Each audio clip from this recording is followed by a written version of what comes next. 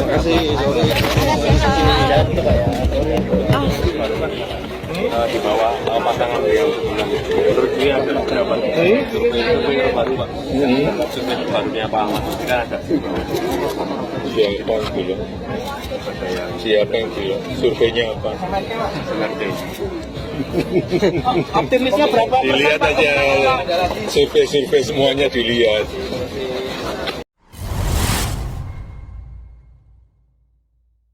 Ya, semakin terlihat kepanikan dari Pak Mulyono menjelang Pilkada Jateng.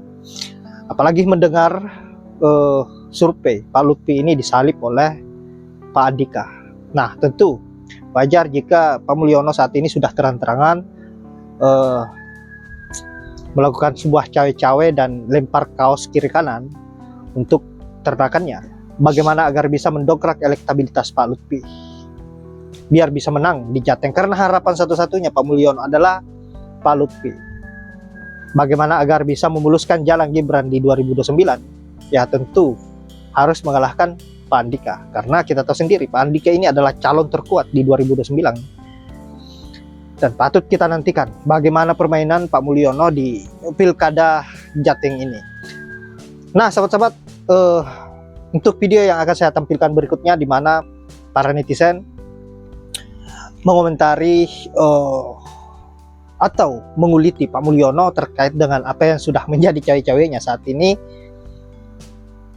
yang dianggap sebagai orang yang tidak beretika dalam politik, tidak mencerminkan sebagai negarawan, dan tidak mencerminkan sebagai mantan presiden yang menjaga marwah demokrasi, yang ada menunjukkan kehausan, kerakusan terhadap kekuasaan itu sendiri.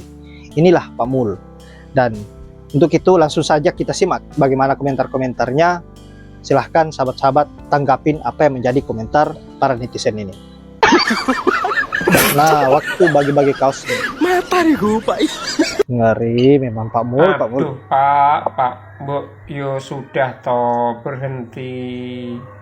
berhentilah mempermalukan diri sendiri, karena kami sebenarnya rakyat Indonesia itu sayang padamu.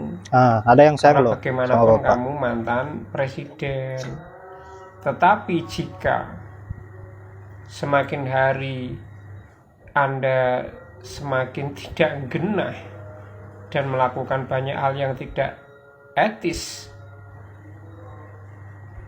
maka kami semakin miris. Dan wakil presiden mempunyai hak untuk berkampanye. Jokowi. Ajar Mbak. Nah, ini Mbak dari Solo ya. Satu saya, kampungnya Pak Mulyono. Saya hanya rakyat biasa dan tidak memahami dunia politik. Setahu saya, bahwasanya presiden dan wakil presiden itu berhak berkampanye, tetapi selama dia masih aktif menjabat sebagai presiden dan wakil presiden harus mengajukan cuti terlebih dahulu. Jadi free jabatan dia, tidak dibawa-bawa sebagai presiden ataupun wakil presiden. Betul. Terus yang mau saya tanya, kamu itu kan rakyat biasa saat ini ya, meskipun mantan presiden. Setahu saya juga seperti almarhum Bapak Soeharto, almarhum B.J. Habibie, almarhum si Gus Dur, terus yang saat ini masih sugeng Pak SBY, Bu Mega.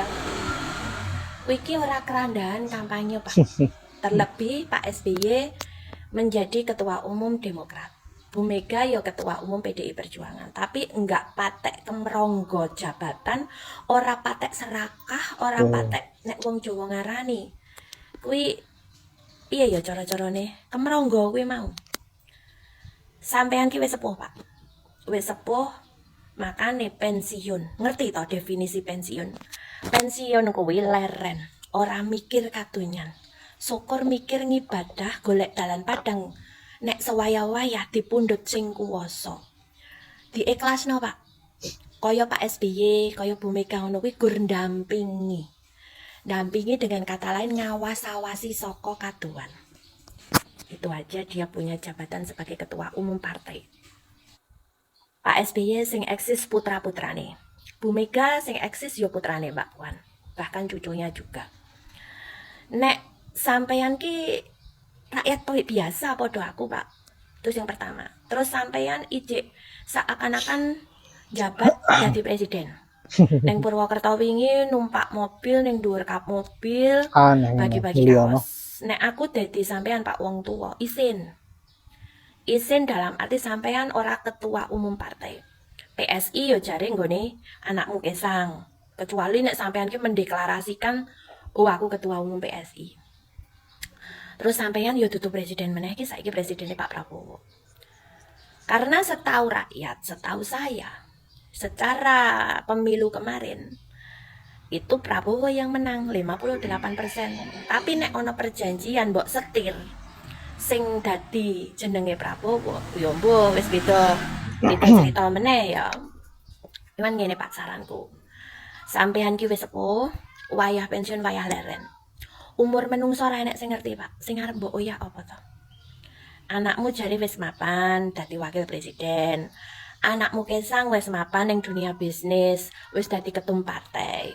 Mantumu si Bobi yo jare arep dadi wali kota apa gubernur. Yo wis diserahke sing nom-nom Pak leren. Assalamualaikum warahmatullahi wabarakatuh. Assalam. Rekan-rekan seluruhnya yang berbahagia. Akhirnya dia Dia nongol juga. juga. Sudah lama sebetulnya dinanti-nanti apakah yang bersangkutan akan ikut terlibat atau tidak. Akhirnya terjawab. Kemarin beliau bersama salah satu pasangan calon gubernur wakil gubernur Jawa Tengah turun langsung ke lapangan untuk melakukan kampanye. Setidaknya di 2 titik, satu di Purwokerto dan yang lain di tempat yang lain, tetap masih sama di Jawa Tengah. Siapa dia? Betul, seluruhnya sudah pasti tahu, yaitu Pak Jokowi. Banyak orang yang menduga selama ini Pak Jokowi akan ikut terlibat di dalam kampanye.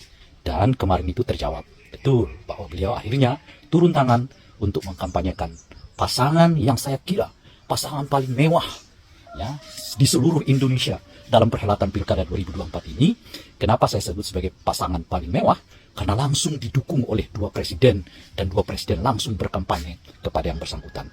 Yakni 1 presiden aktif namanya Pak Prabowo dan yang kedua mantan presiden yang baru saja digantikan namanya Pak Jokowi. 2 presiden ini langsung kampanye kepada pasangan M. Lutfi dan Tads Yassin di Jawa Tengah. Tentu ada pertanyaan di dalamnya. Kok bisa ya ini pasangan langsung dikampanyekan 2 presiden? Saking panik. Jawaban yang tersedia mungkin bagi kita satu. Karena elektabilitasnya ya tidak terlalu memadai saat ini. Bahkan boleh jadi sudah mulai ditinggalkan oleh kompetitornya. Itu sehingga perlu dipush, ya kan? Perlu didorong lagi. Bukan lagi dorongan biasa, tapi 2 dorongan dari 2 presiden. 1 presiden yang masih menjabat, 1-nya mantan presiden, gitu ya. Nah, itu tentu saja tuh. Nah, alasan yang kedua adalah karena Pak Jokowi khususnya menganggap Jawa Tengah ini sesuatu yang sangat penting untuk dimenangkan, gitu ya. Sehingga beliau langsung mau terlibat, ya, untuk melaksanakan kampanye. Padahal waktu anaknya terlibat calon wakil presiden, beliau ya tetap seperti tidak terlibat di depan ya. Kalau di depan tidak terlibat gitu ya. Tidak seperti sekarang lah ya, langsung turun ke lapangan mengkampanyekan pasangan calon presiden dan wakil presiden gitu. Nah, sekarang berbeda tuh. Nah, mengapa Jawa Tengah ini strategis bagi Pak Jokowi gitu? Saya kira karena ada 2 alasan. Alasan pertama tentu karena daerah beliau ya. Bagaimanapun ada semacam gengsi untuk menjelaskan bahwa ya daerah ini ya tetap akan bisa dikuasai oleh Pak Jokowi seperti ya mereka menguasainya di dalam Pilpres yang lalu gitu ya. Yap, itulah berbagai komentar dari para netizen terkait dengan cewek-ceweknya Pak Mulyono saat ini, di mana ketakutannya di Jawa Tengah pada saat elektabilitas dari Pak Lutfi ini anjlok dan pada akhirnya 2 sosok tokoh turun gunung, Macan Asia dan juga Raja Jawa. Baiklah sahabat-sahabat, saya kira hanya itu. Terima kasih sudah menyempatkan diri untuk menonton dan saya akhiri dengan ucapan wallahul muwaffiq ila aqwamit thoriq. Assalamualaikum warahmatullahi wabarakatuh.